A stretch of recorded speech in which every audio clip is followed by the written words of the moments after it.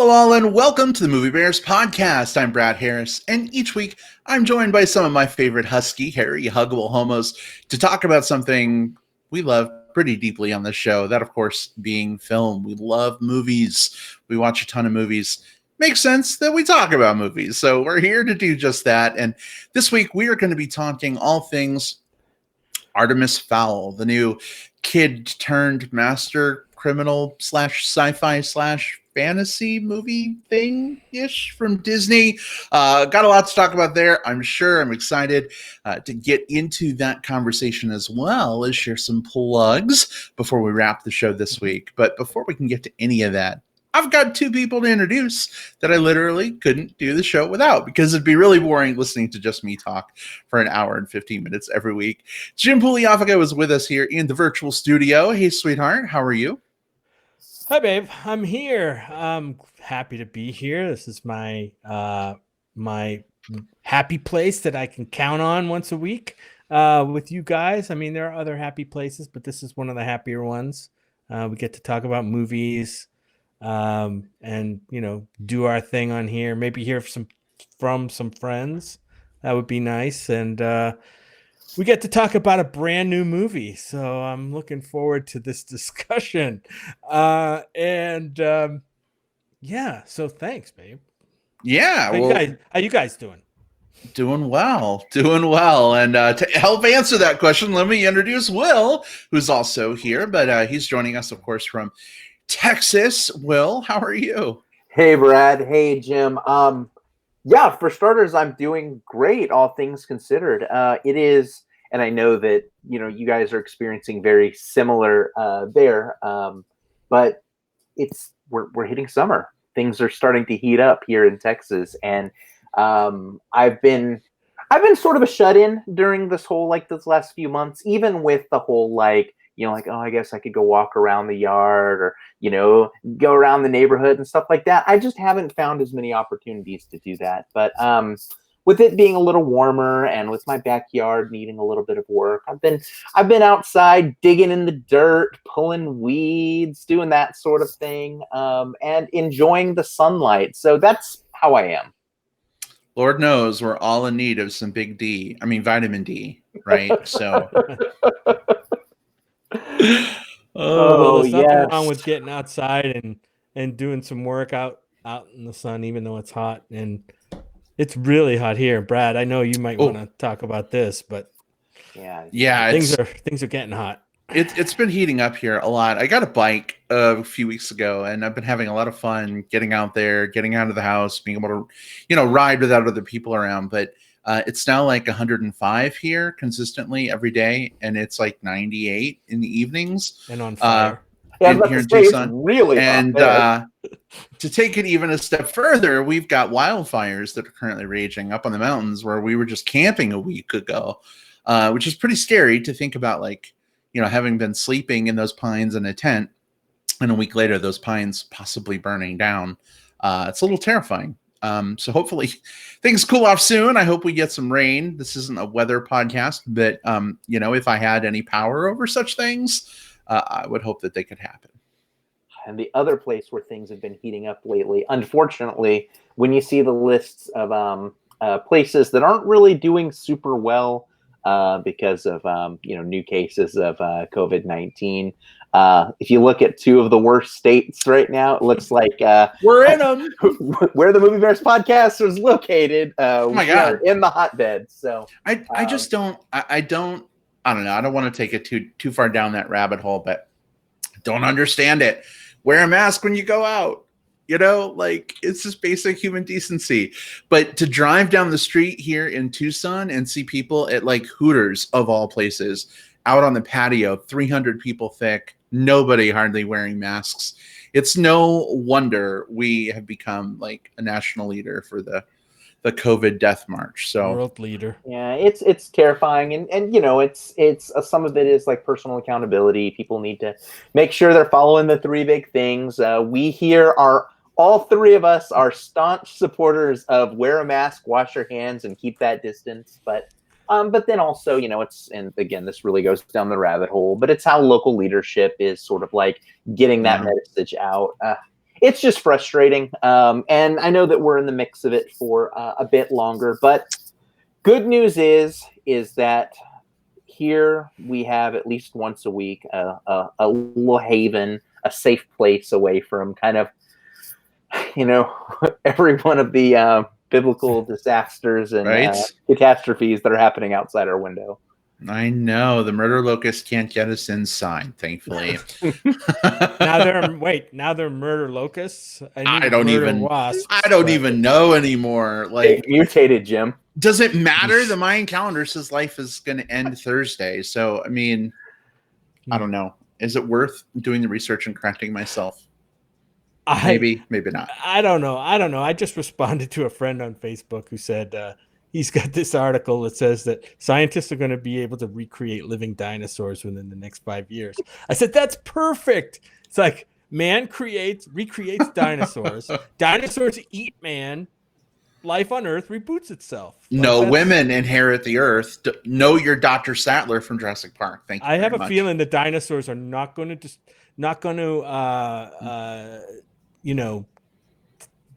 what's the word I'm looking for? Differentiate or between sexes or any gender at whatsoever.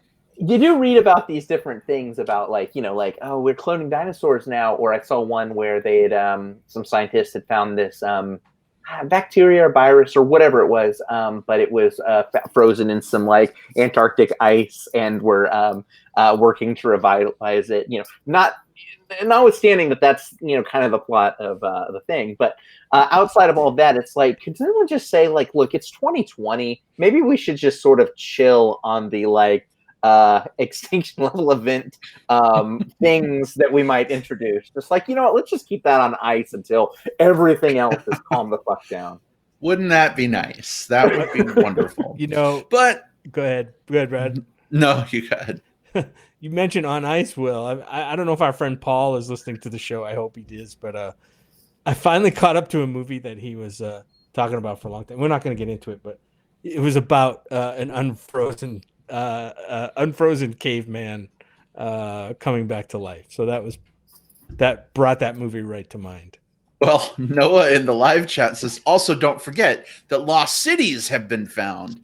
So, I mean, yeah, people on ice, lost cities, crazy earthquakes, fires, dinosaurs, Mr. DNA. I mean, you name it, it's happening. But it is nice to have this little island where we can be spunky and carefree and enjoy our love of film while film lasts. And we do have a new movie that we get to talk about this week, which is exciting. The last few weeks, we've kind of been delving into some classics, which is really fun.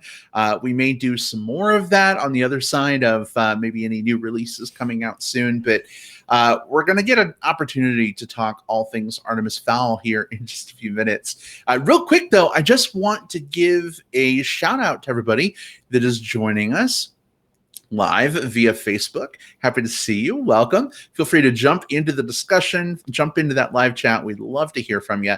And for those of you who are waiting for the magic of digital tape delay, because we recorded a weird time, not everybody is able to join us when we record. We love you just as much. And we're so glad to have you with us and know that you continue to support the show. In fact, we have a live comment. Well, not live. It came up moments before we started recording. But Cisco Salgado says, hi, hairy huggable homos. I'm so looking forward to listening to this one on digital tape delay. I always enjoy listening. One of these days, I may show up in the middle of your recording. Heart-ons for all. I think Cisco likes some of our fun puns and taglines. Cisco, your love of the show warms the cockles of our hearts. Thank you so much for tuning in.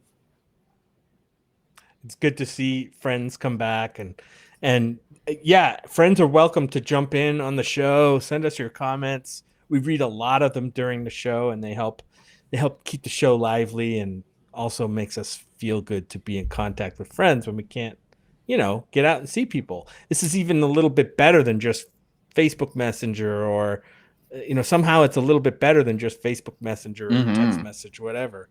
It's kind of, we're all participating in this thing together in a way. So that makes it feel a little special.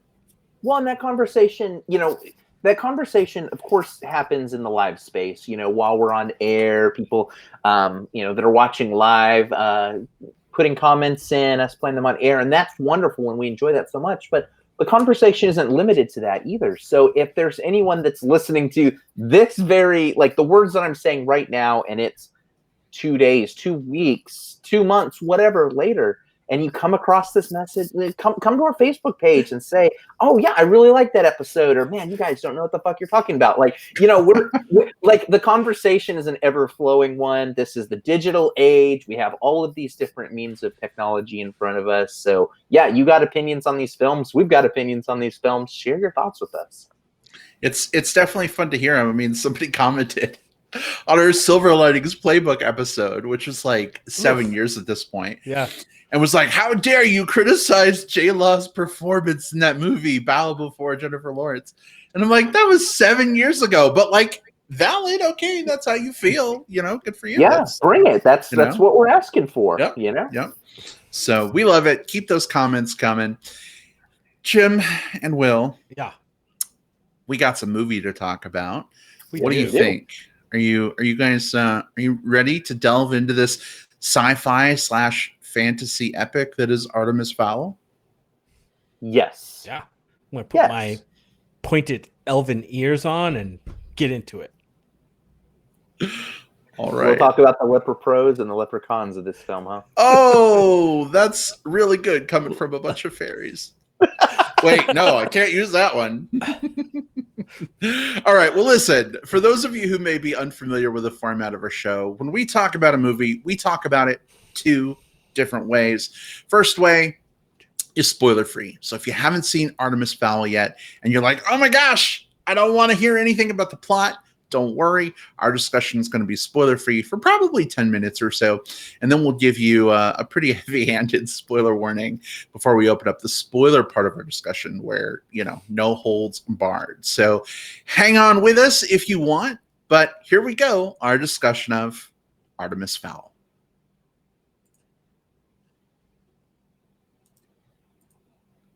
All right. Travis. Hey, Travis. Says, "Good Lord, your head is shiny as fuck, Lindis." Guess what? So true story. Sometimes I actually wear just a little bit of makeup on air because of exactly that reason, but I did not today. So yeah. So that's a behind the scenes things that we didn't even know. Yeah, I mean just some flesh tone foundation and some powder to like down. But don't feel bad, Will. I've got like the shiny forehead, red face, splotchy thing going on. So, I don't have my green pen handy. I can't tone some of that down. Thank you, Queer Eye. But I have a green pen now too for that very same reason, because you had talked about it after you had talked about it after that first Queer Eye season 1 episode 1. So yeah, I agree. I swear by it too. Those things are magnificent. I mean, natural. I agree, Daniel Jensen. Hello, by the way. Natural is good, but I work in a field where I'm on camera all the time at work, and I have to stare at my face, and it's one of those things where like you see all the imperfections, you see how bright the lights are, and so it's just like a little green pen, take it down. Totally get it. It can. And I don't have the advantage of what's that stuff that you guys have on top of your head? I think it's hair. I mean, mine's only just now growing back, but I think that's what it's called. Yeah. We did get haircuts this week. Luckily, we have a close friend who does that for us. He's in our bubble. We don't have to. He's in our COVID safety bubble. So we don't have to go to that filthy barbershop that we normally go to and get, potentially put ourselves at risk. But just a shout out to our friend who gives us haircuts.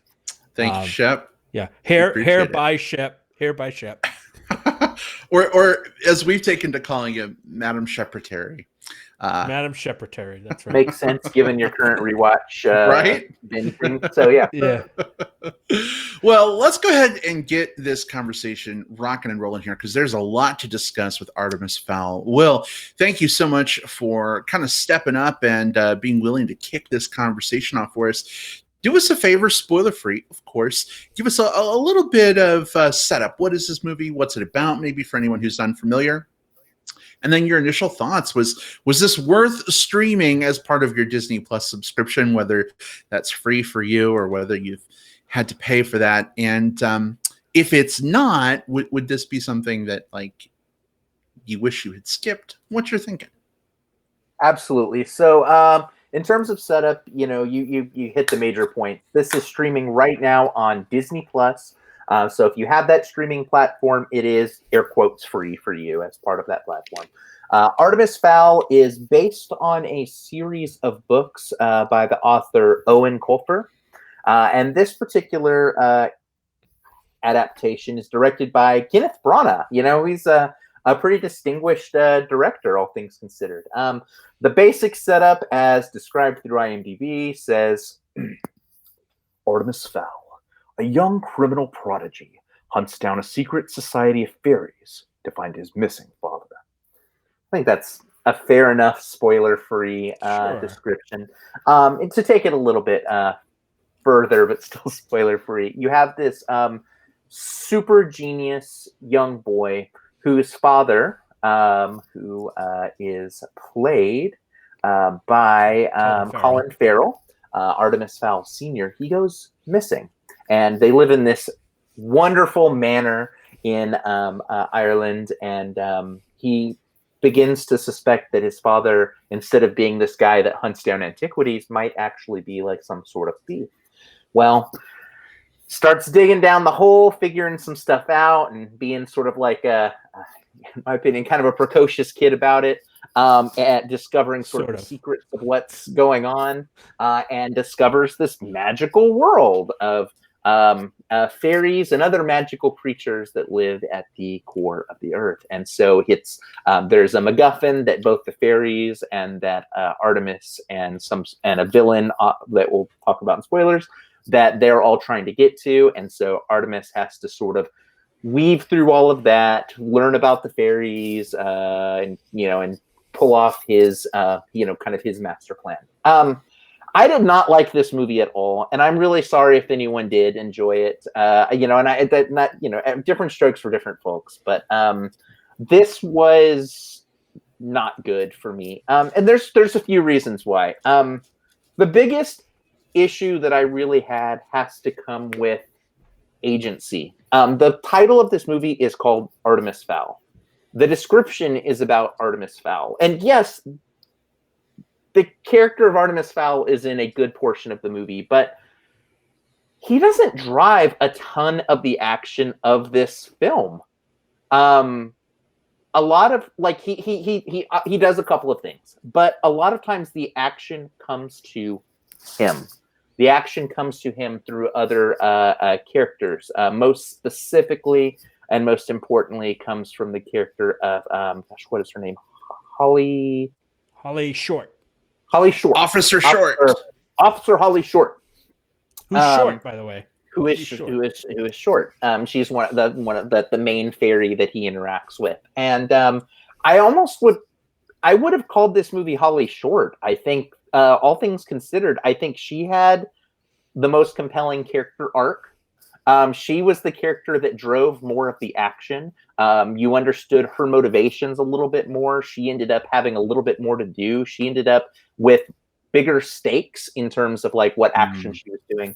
And so I think that's a big flaw. To answer the question that came in chat here from Daniel Jensen, he says, "Did you read the books?" And no, I have not. And so I did do some research afterwards because I walked away from this movie thinking like, this spawned a successful book series. And from the movie itself, I couldn't get it. Like, why is this kid considered a criminal mastermind? He doesn't really do any criminal mastermind stuff in the movie. He doesn't really have any agency. What's going on here? And from what I could gather, and granted, this is all going from just like summations of Wikipedia articles and stuff like that, it looks like this movie is sort of the first couple of books smashed together, wherein it takes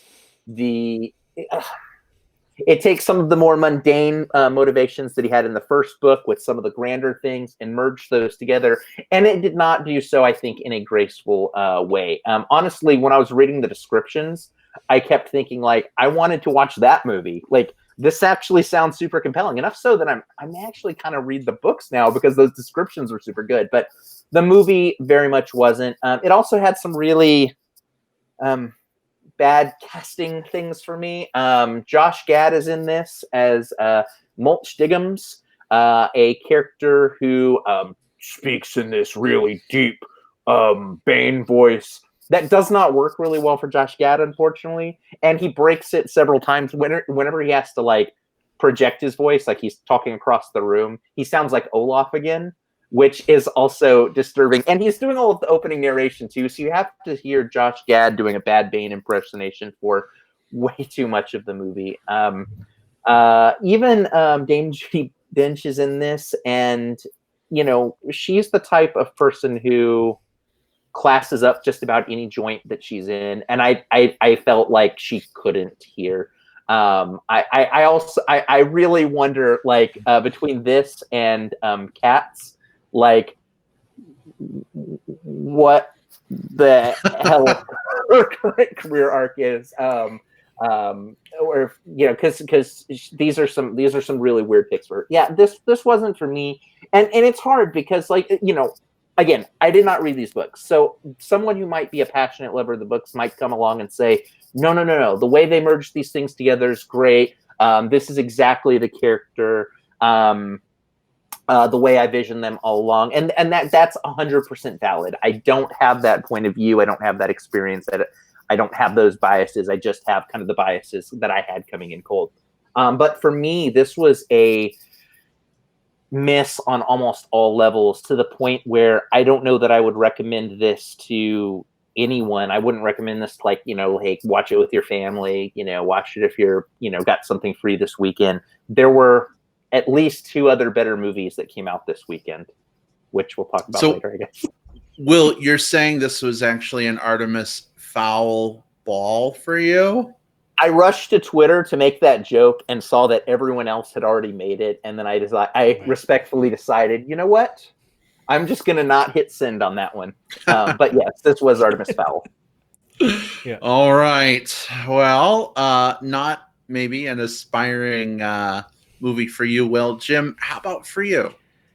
Yeah, you know that if, you know, a movie that's about trolls and elves and fairies and adventure and villains and heroes doesn't excite somebody like Will, you know it's not going to be good for you. Like, guys, this movie was, from the get-go for me, was pretty much an unmitigated disaster. And I did go in with an open mind. No, I did not read the books. Also, I didn't read any of the books, and I'm sure there's some great stuff in there because, like you said, Will, it was a successful book series, or it is a successful book series. But right off the bat, first of all, I thought the story was almost unintelligible in terms of, like, the plot line. There's just too many things going on. This kid, Artemis Fowl, and first of all, I'm going to say this up front. I'm going to criticize several things about this movie, but I don't think the failure of this movie rests on any of the actors in this movie. Maybe Josh Gad was miscast, misused, whatever. Josh Gad is a really talented guy. He's put in a role. He's trying to do the thing. I saw his character, at least when he's in the prison cell, and that's not a spoiler, but at least when he's in the prison cell, like, he was at least somewhat compelling, but he was in a different movie. It's like he's in a like a James Bond movie or something. It was really, really weird. And then his other side of his character, Mulch Diggums, is just mind-blowingly, like, dumb, if you ask me. Like, the stuff he does is like, am I watching a movie for like 5-year-olds? Like, what is going on here? Yes. And then I was thinking, yeah, maybe this movie will appeal to, kids who really get into this fantasy stuff. Maybe have, want to move on from like one thing to another, just like constantly, a lot of, bright colors and stuff going on, lots of action, which really felt very weightless to me, like the whole thing. And that's another thing I'll get into. Special effects in this movie, so uneven. Some of them I thought were pretty well done. Some of them were like just laughably silly, like almost from an like some form of animation that just didn't work. But right off the bat, the main character was not working for me. Very precocious little, just arrogant little kid. Not likable in the least. Yeah, he's got daddy issues. His dad went away. He's been taken. He's being held hostage, whatever. But I never felt a thing for this kid. And he's the whole movie. He is Artemis Fowl, or at least Artemis Fowl Jr. And I don't blame that. I don't blame that on the actor. This kid could probably do a pretty good job in the right role. But I just, the way this character was written, and maybe this is the character in the book, but I think on screen, it just didn't work. It's a real turnoff to not be able to get behind your lead titular character. But you're right. Holly, what was her name? Holly Short. I thought she was pretty interesting. Judi Dench, she's doing her thing here. I think she does fine with the role that she's in. The other thing about this movie is there's a villain in this movie. I don't think we saw the villain the whole movie, did we? I'm just going to leave that there. Yeah, we'll be careful. We'll get to that. Yeah. I'm going to leave. We'll get that in spoilers. That's another thing. A villain that's not defined whatsoever. We have MacGuffin that nobody cares about, mentioned probably 80 times in the movie before we even see it or even know what it is. It just didn't make any sense to me. I did watch other movies this weekend. We'll talk about those later. I would not recommend this movie to anybody that I could think of. It certainly wasn't for me. That's what I'll say. All right. Well, it seems like you're not alone, Jim.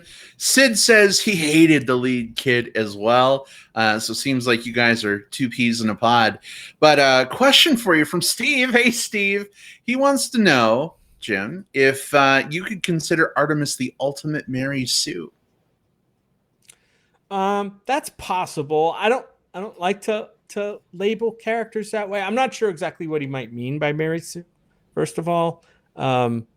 So Mary Sue is traditionally a character where the author puts themselves into the story by creating like a shell of a character that allows them to like live their dream and be the best. Think about Ernest Cline's Ready Player One and how annoying Wade Watts or whatever his name was for you, Jim. And they're usually considered to be like super idealized, like the types of characters who, that person who goes into a job interview and says, yeah, I guess my biggest flaws are I care too much, I try too hard, and I really put others before myself too much. The type of character who doesn't really have a lot of flaws and is so shiny that they're a little bit dull because of that. I'd been playing Pac-Man since 1976, and I'd beaten every single stage there was because I'm amazing. Equals Mary Sue. Yeah, now that I think of it, the character could be the ultimate Mary Sue. I almost see him as, this character made, is it Christian Steele? Is that his name? In what are the movies we love to watch? Oh, 50 Shades of Grey? Christian Grey? Love is a strong word. Christian Grey? I don't remember, yeah. That character was way more likable than this little character. That's how terrible I thought this character was, came off to me. But yeah. Good comment, though. Good comment. He was definitely something, but I don't know what. Well, Noah, hey Noah, good to see you. Says I really think this movie was to start a Harry Potter type series. And nowadays, with J.K. Rowling, author of the Harry Potter novels, her anti-trans thing, I don't even want to get into that. That's so crazy. But it's like the world is ready for a new positive Harry Potter-like phenomenon. I don't think this is it by a long shot.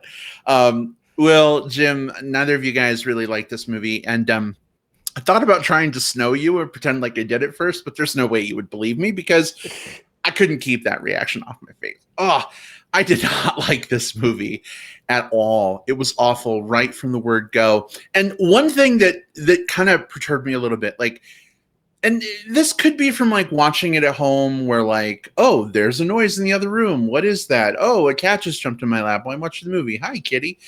I think I missed, and we had to go back and rewind, the fact that Artemis Fowl is actually Artemis Fowl Jr. because his dad is also Artemis Fowl, but there's news reports about Artemis Fowl and it's in the trailer, but like Artemis Fowl is like a little kid. So I was like super confused and I was like, did I just miss something? And we rewound it and it was like, no, it's just really poorly explained and executed.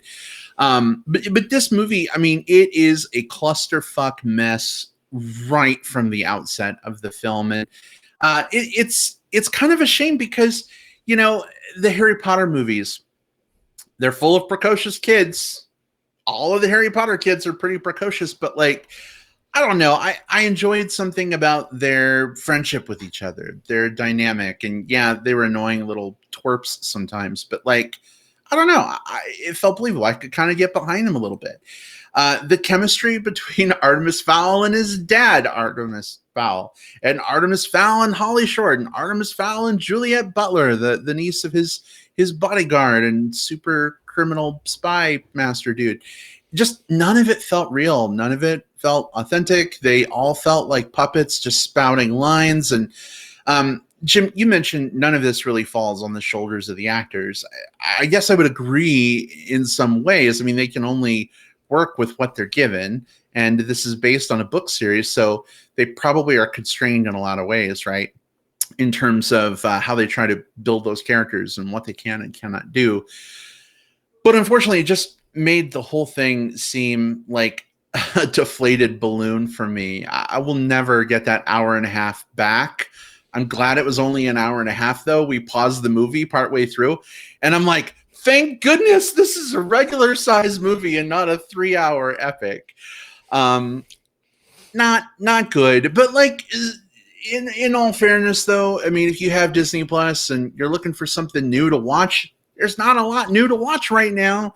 I wouldn't blame you for checking this out, but I mean, at least from my standpoint, it's not something that I would rush out to see right now. Yeah. Wow. That's a triple play right there. Daniel says the movie didn't make you love anyone. And that's a good point. And it did not. But I don't have to love a character. I just have to be interested. There just has to be something that draws me in about them. They could even be a character that I want to hate. Just no interesting characters at all. They're just, we talked about the kid that he spends the first 5-6 minutes of the movie telling everybody how good he is, like how smart he is. And that's like an instant turnoff to a character. I don't care how smart he really is. That's cool. Show me, don't tell me. That's another thing. Josh Gad's character, I think, is an exposition machine for like 75% of his screen time. The movie just likes to, at some point, you can almost imagine the filmmaker saying, you know what? We got a shit ton of stuff to stuff in this hour and a half. Let's fuck it. We're not going to show a lot of this shit. We're just going to have Josh Gad tell the audience about it, looking directly at the camera and doing his thing. And it's pretty obvious, and it just didn't work. Well, this movie in a lot of ways reminds me of probably another maligned adaptation in The Last Airbender, in that there's a lot of things that you can say were wrong with the Last Airbender movie. There are a lot of things wrong with that movie, but I think probably the most profound was that that movie tried to cram an entire season of a television show into one movie, and it didn't know how to do it gracefully, so it decided to do just sort of like almost like skipping a stone across like a pond. It tried to do that with the story. Well, this one took two of the books and merged them together into one movie, and because of that, you had to skip past a lot of things. The big thing you had to skip past is the fact that this kid is supposed to be a criminal mastermind, but he never really, at least satisfactorily to me, gets to demonstrate that. We do have a moment at the very beginning of the film where we're doing the exposition and we hear about how smart he is. And then we have a scene where he's talking to one of his elders, like one of the teachers at the school, and he's telling about how the only people that he looks up to are Albert Einstein. And that's probably the only person that he respects in the world. And let me show off smart. Will get it because he's smart. And that scene in another movie, I wouldn't have hated. This is a kid who is like, this is an arrogant kid, arrogant about his intelligence. That can be compelling in a movie where you allow him to learn humility, give him an arc in the thing where you get to, or reverse, if he's going to be this crazy super genius, then he needs to do crazy super genius stuff. But instead, we immediately shoot that down, because right after that, then we have a bunch of scenes about, I look up to my father and nobody else, which is completely at odds with the whole, I look up to no one except for Albert Einstein because maybe he was an intellectual peer of mine. It's like two different characters. And we never get back to that first character. We're now this other character who is on this search for father, and all of his stuff is about search for father. His intelligence and his hubris plays no real, no satisfying role in the rest of the film. And if your movie is about a character so much that the title of the movie is that character, and you don't give that character a compelling arc, you're watching cardboard cutouts. You're not. Yeah, we got two Artemis Fowls, Will. Isn't that enough for you to like make up for one of them being poorly written? We had two of them. Oh boy. Well, gentlemen, what do we think about making that transition over to spoilers? Because I think it's getting harder and harder to talk about this film without it. Absolutely. There's a lot of bad things in the second half of this movie we haven't been able to talk about. Well, before we do, real quick, a couple things. Noah says, remember, we do have 11 books. I looked it up instead of 7. So maybe the character development is coming. Maybe. I don't know. Doesn't seem like it, but it's possible. Jim, did you have a thought? We might want to think it's coming, but I do not think you're going to see an Artemis Fowl 2. I will eat the styrofoam in this cup if we see an Artemis Fowl 2, because I do not believe, after spending $125 million on this thing, to have it fall flat on VOD service, I just don't know you're going to see a second one. I have a feeling that styrofoam cup might go down a little more smooth too. Yeah. I think it's going to happen. Eric Holmes, hey Eric, good to see you. Says it says a lot that a lot of movies try to cram as much surface level nothing from dense books while ignoring the heart of what makes the stories great to begin with. Lord of the Rings doesn't get everything, but it's a good representation of the books. I haven't read the Artemis Fowl book, so I can't really speak to that, but Daniel Jensen has, and it sounds like this movie maybe doesn't do as good of a job, believe it or not, as Tolkien's Lord of the Rings, and Peter Jackson's translation of those books into film. I'd be interested to know your thoughts, Jim, because we've been talking about doing a Lord of the Rings marathon. I know your knowledge of those films is a little spotty. Yeah, but it would be interesting to see if you think The Fellowship of the Ring is better than Artemis Fowl. Yeah, I can't say at this point. I'm of what I've seen, I'd have to say yes. But yeah. What? Are we also going to count Two Towers and Return of the? Can we think of a movie that's in a similar vein to this, kind of the action adventure fantasy world, that is worse than this movie? Avatar, The Last Airbender. I think that's the movie. See, I didn't see that. I didn't see that. I didn't see that. Yeah. Oh, well, one, don't. But it is like it is bad. But it is on par with in terms of just underutilizing the child actors, not realizing how to do character arcs, trying to tell the plot of a story without understanding the heart of a story. Like, I kept feeling it was like deja vu watching this. To thinking back to that nightmare scenario for me. Jim, I've got one for you too. Hansel and Gretel Witch Hunters. Well, yeah, there you go. Episode 9 11, of the Movie Bears something? podcast, something like that. I don't think we got a second. I don't think we got another movie of that either. Actually. We didn't. Real quick, I know we're going to swap over to spoilers, but guys, I kind of want to rewatch Hansel and Gretel Witch Hunters now. What? Like, so I remember not liking it at the time, and I think I'm still not going to like it, but there's something about that movie that is so weird to me because we bring it up a lot. There's a lot of bad movies that we've seen in our 370 episodes. This isn't the first time that we've shit-canned something, but... And I can objectively say we've seen worse things than Hansel and Gretel Witch Hunters. We've probably seen 350 better things than Hansel and Gretel Witch Hunters. I Frankenstein was worse. I Frankenstein was definitely worse. Yeah, but for some reason it keeps coming back. So I don't know. Like I am noodling with the idea of just giving it an 8 year later rewatch just to see if it's still as bad. I'm sure it is. I mean, might as well take advantage of quarantine. Yeah, I mean, yeah. Do that, right? Where else am I going to go? Oh, goodness. Well, speaking of places to go, we got to go to spoilers. It is that time. So if you have not yet seen Artemis Fowl and you value your ignorance of the plot, this is the part where I awkwardly ramble for a few moments, give you an opportunity to step away. If you're listening live, feel free to just put us on mute. Come back in 21 minutes and 19 seconds relative to now, and we'll have some plugs for you at the end of the show. Some fun things we want to put on your radar we think you might enjoy too. Or if you're listening through the magic of digital tape delay, feel free to use the time index Jim puts together in the show notes and skip on ahead to plugs if you don't want to be spoiled. But here we go. Spoilers aren't officially fair game. Guys, I don't even know where to fucking start. You tell me. There's I know one thing we can. It's a target-rich environment, Brad. It is a target-rich environment.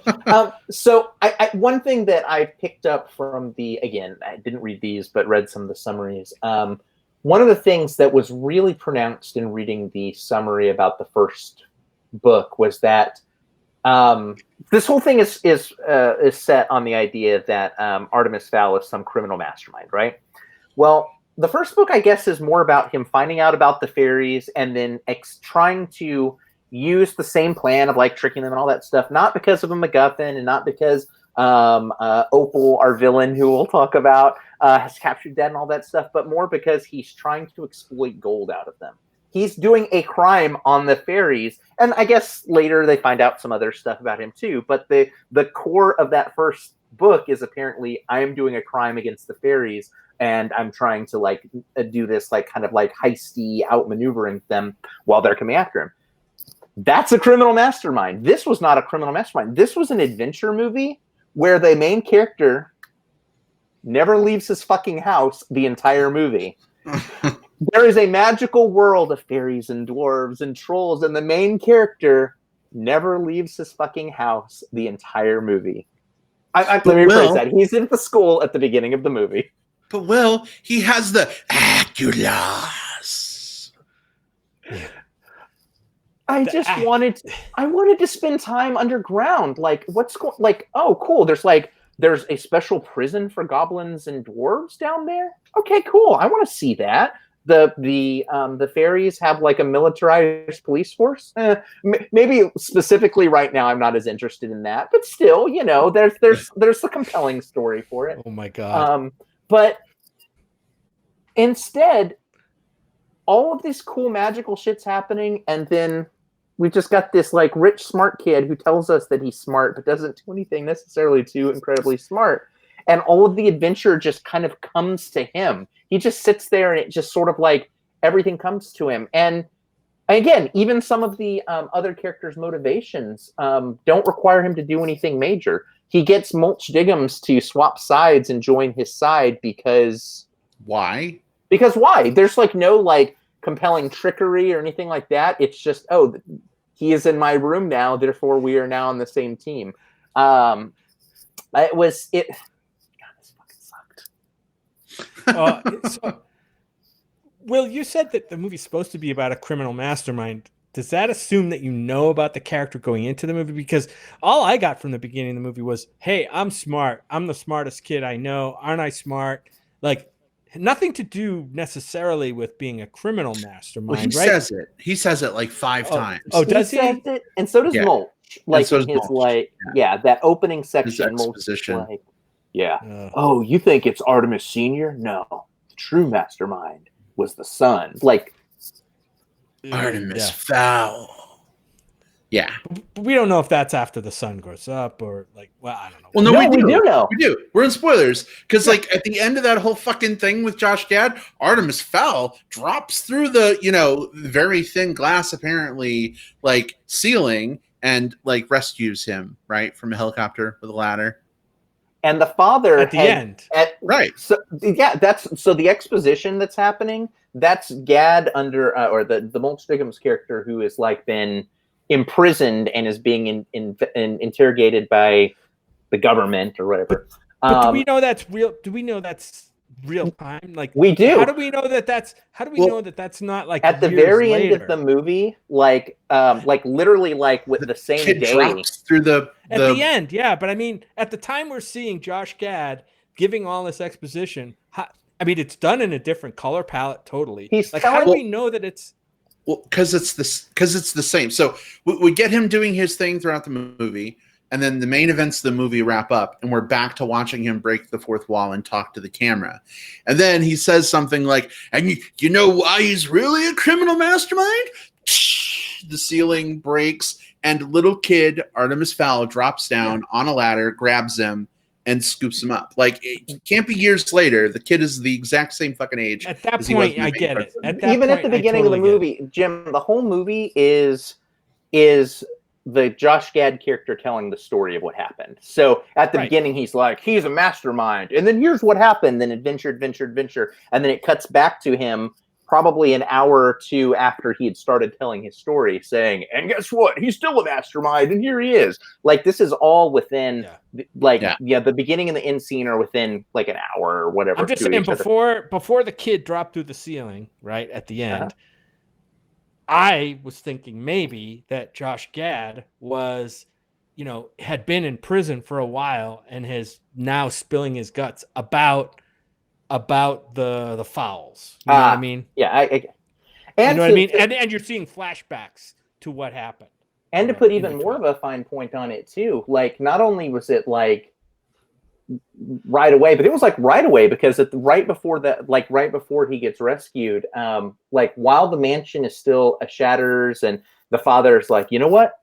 I've got the helicopter ready. You're coming on this one with me. And then it cuts back over there. So he was captured and interrogated all within about maybe a day of the time that the events happened. Which is a little weird. But. It's all very abbreviated. But again, the movie's not really concerned with sort of like letting it take its time. What do you expect from a guy who fucking eats through the earth and poops out dirt like right on camera? Like that's weird, that's the point where I'm saying, okay, this like scatological kind of based character has got to be done for children. Like this, because I think that's what kids like, is that stuff. Like I'm not interested in anything like that. It was mentioned earlier that this was kind of like a new Harry Potter-esque start to something, right? Josh Gad is fucking Hagrid in this movie if Hagrid ate dirt and shit it out to propel himself. And had Cronenberg jaw. Right, yeah. That was a bit of a cool effect, and the movie was loaded with effects. And like I said, somebody asked earlier, CGI quality. It was Noah.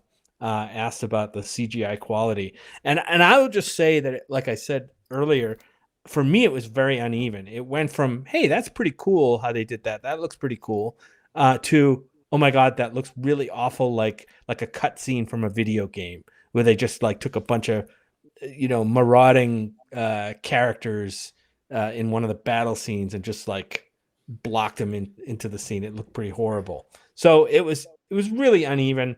Nothing that I would tout about this movie to anybody. Inconsistent graphics or CGI. Like I wasn't as big a fan of the jaw itself because it felt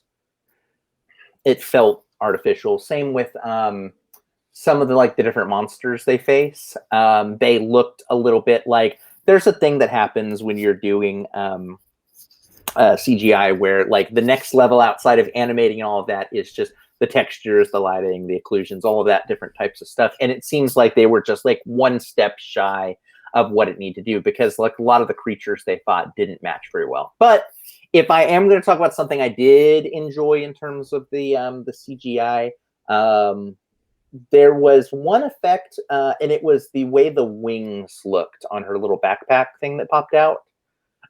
They looked like they were both, and I think it was maybe less the CGI and more just like the art direction. But even though I did not like their hideous green outfits, but I did like the way the little wings that popped out, they looked like they were both artificial, but also like they still had like some of like the veining, like they looked like, like fairy wings would. I thought that was a cool design. Like, credit where credit's due. I thought the wings on the fairies backpacks looked cool. Well, and you mentioned that the Officer Short character seems to have more of a story or more of an arc here than Artemis Fowl does. And it's really interesting to me. Like, I wanted to see more of the fairy world and get more of a touchstone, I guess, as to what that world was about. But it immediately takes us out of the fairy world to a fucking tree on the grounds of Artemis Fowl's mansion. And we really don't spend much more time in fairyland except for like in an office, police precinct or whatever. Maybe additional movies are going to explore that more, but like, I almost wish this was a movie centered around just Holly Short, because maybe we could have gotten a lot more quality time with the fantastical world building elements.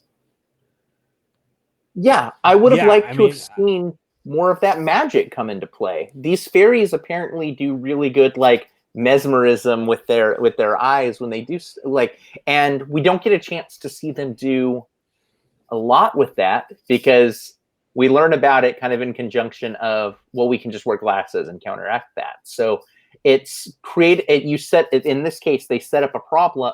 They set up the solution at the same time they were solving the problem. So it created no real stakes for the story. Yeah.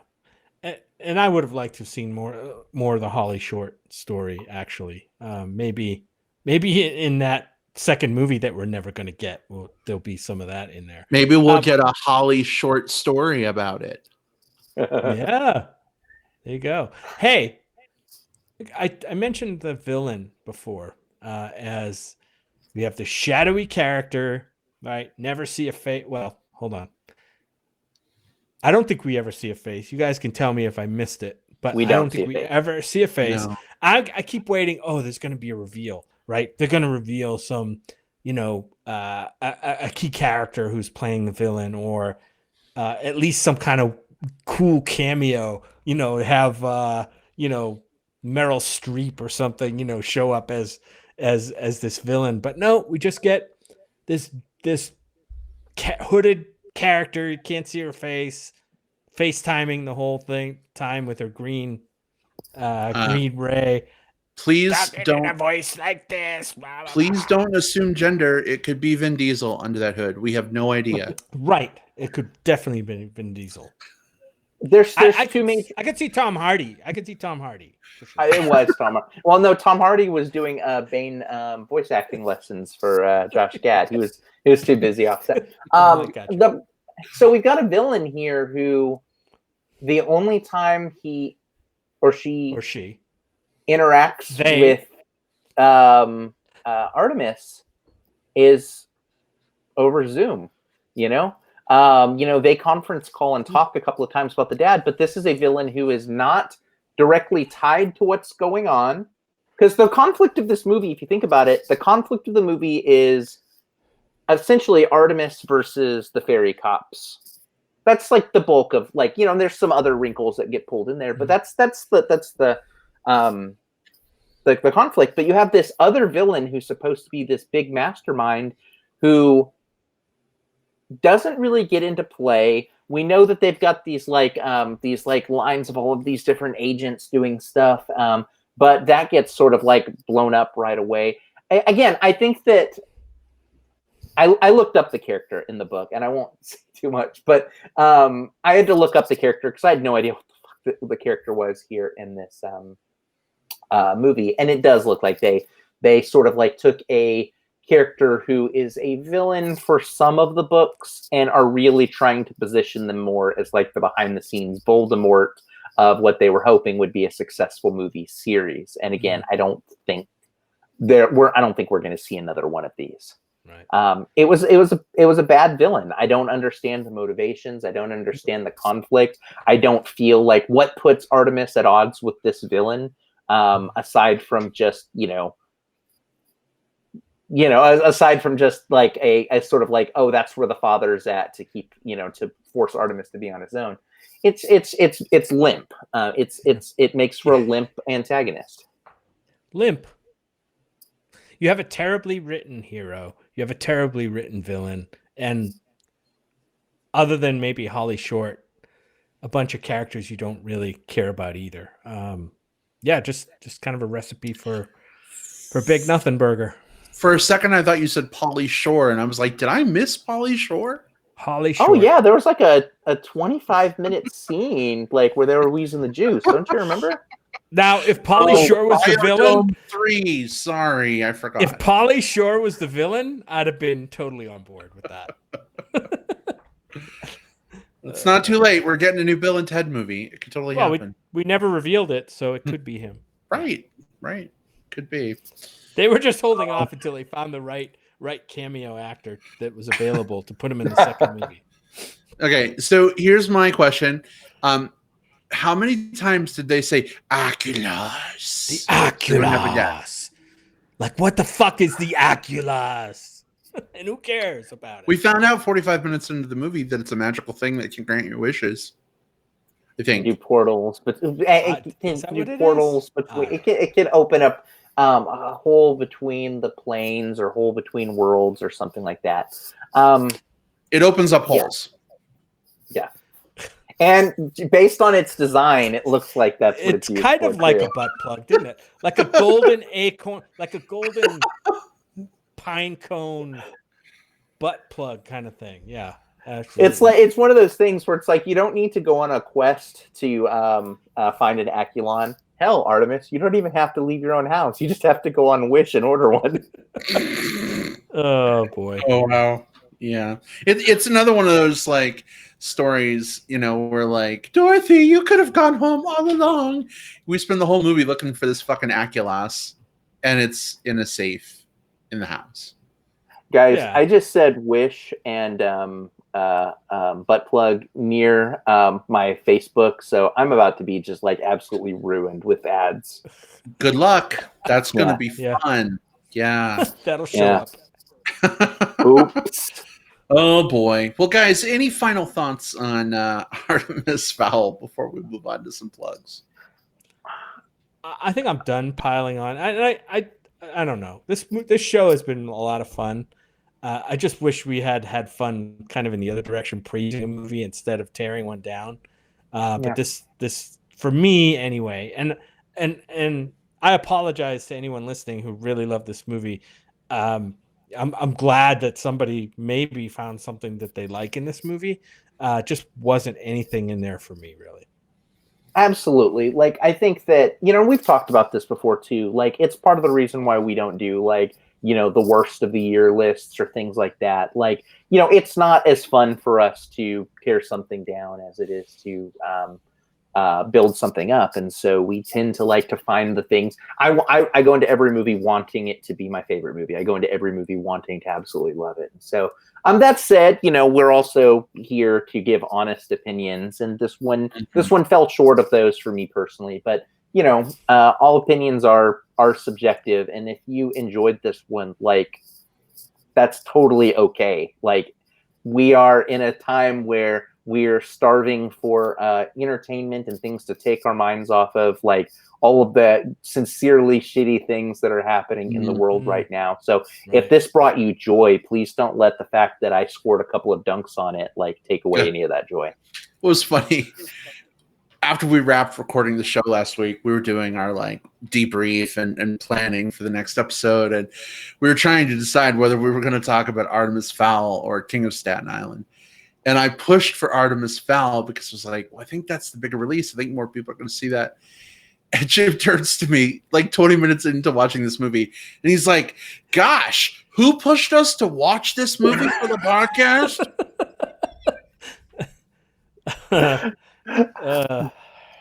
Yeah, I did. But it was playful. It was playful. We were still enjoying watching the movie. I will say that. Even if I didn't enjoy the movie, I enjoyed the time with you watching the bad movie. And I enjoyed the time talking to you guys about it too. Like, yeah. I mean, the interesting thing about this one is I would rather talk about a 1-star movie or a 5-star movie than like a safe, boring 2.5. You know what I mean? Like there's some movies that are hard to talk about because they're just kind of nothing burgers. But this one made enough missteps that to me it was a fun conversation. So yeah, I enjoyed this. This was a net positive. Yeah, I would agree, and thank you to everybody out there in live listener land that's been part of the conversation. We didn't get to read everybody's comment, but they were flying kind of quick at a couple points. But we really appreciate being part of the conversation, and gosh, I love it when we have such an active and engaged listener base being part of the conversation. So thank you for that. Mm-hmm. Sid wants to know, will there be a Snowpiercer series review?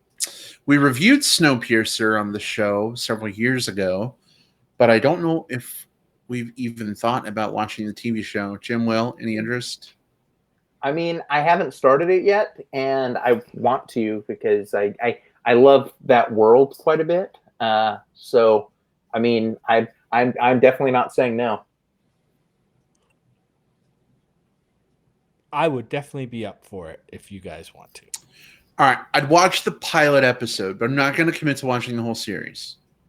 Maybe the first 2 episodes, because sometimes the pilot leads into the next one. Sid, you'll have to let us know if that's enough to review just the first 2 episodes and maybe talk about that. I mean, I really did like the movie, and I know the movie is a little bit polarizing, but I did kind of dig the movie. There was a lot of stuff in there that I enjoyed, so. I think, but this is like a retelling. Like, it's not a continuation of the movie, right? Like, it's like a reimagining kind of thing. Yeah, like there's no Chris Evans like eating bricks. Like it's bug bricks. Yeah, I think that would be a pretty compelling pick, especially because I mean, right now we have some weeks where there are some pretty compelling things coming out, and then there are some weeks where maybe not as much. So it does give us another option on the table.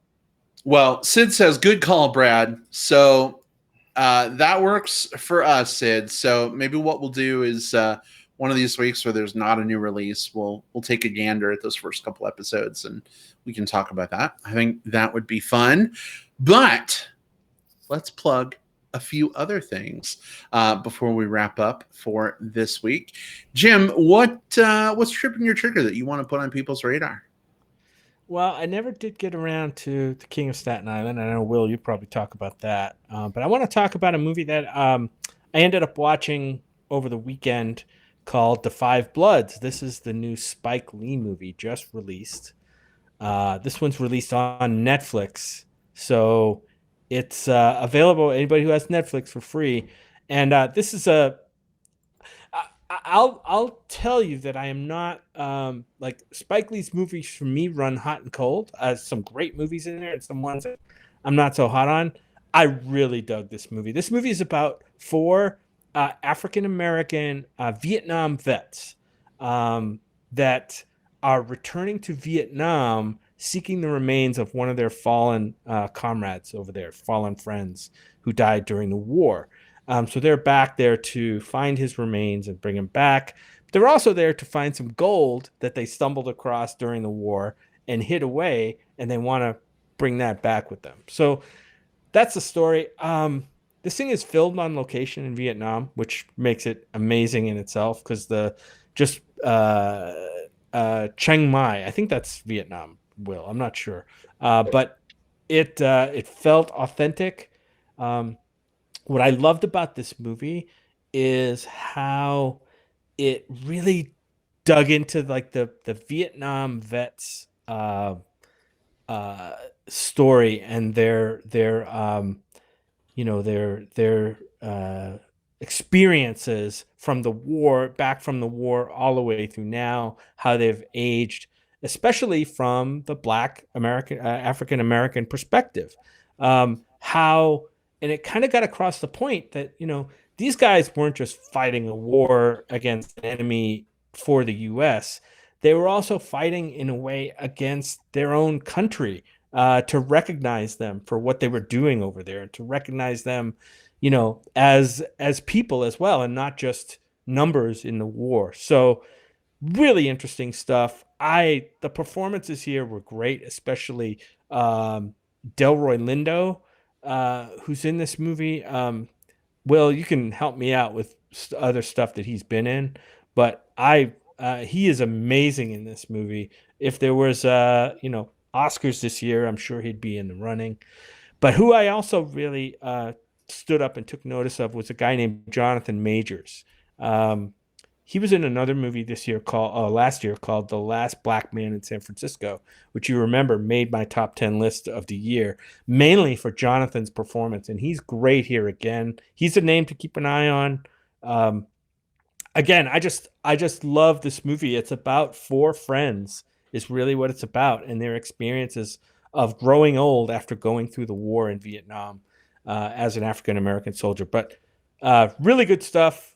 I think some people might be a little leery a little bit of Spike Lee's movies, and maybe I was too, but once this movie opened, I was drawn right in, and I just got into the characters, and it's a beautiful story. And it's got some crazy stuff in it too. Oh, and one other thing. There's some eye candy in here for us bears, if in case you were wanting. Paul Walter Hauser, who played what's the Olympic bomber guy? Richard Jewell. Yeah, he played Richard Jewell. He's in this movie too, and he gets some cool scenes. So nice. Yeah. So it's called The Five Bloods. It's on Netflix. Go watch it. Great movie. Yeah, it's one of the best movies of the year, and I think that's I think it's sometimes like, oh, well, we haven't seen a lot of movies this year. I think there's been a few things to come out so far, and this movie really stands out amongst all of them. This movie easily could have done like more theatrical, but Netflix has been throwing some money towards these creators, Spike Lee, Scorsese, to make these passion projects. This definitely feels like that. Delroy Lindo, you're absolutely right, Jim. He's been in a lot of things for a long time, but right. It's the performance of the year so far. He is so damn good. Think like Marlon Brando, Apocalypse Now, but even turned up a few notches. Just like this is a hell of a performance. And yeah, I like Jonathan Majors. I like some of the other things happening. The last half of this movie just absolutely trucks. So I'm going to talk about something else here in a moment, but just watch this movie. It's on Netflix. You've got it. All right. Sounds like a strong plug. Will, I know we've talked a little bit at length about The Five Bloods, but it sounds like you have something else you want to plug. What's that? Yeah, I have two other plugs. Both of them will be a little shorter overall because, yay to Five Bloods. But the second best movie that I watched this weekend was The King of Staten Island. which is the new Judd Apatow movie starring Pete Davidson, which that's two hurdles that some people are going to have to clear. Some people not. They're definitely people who are acquired tastes.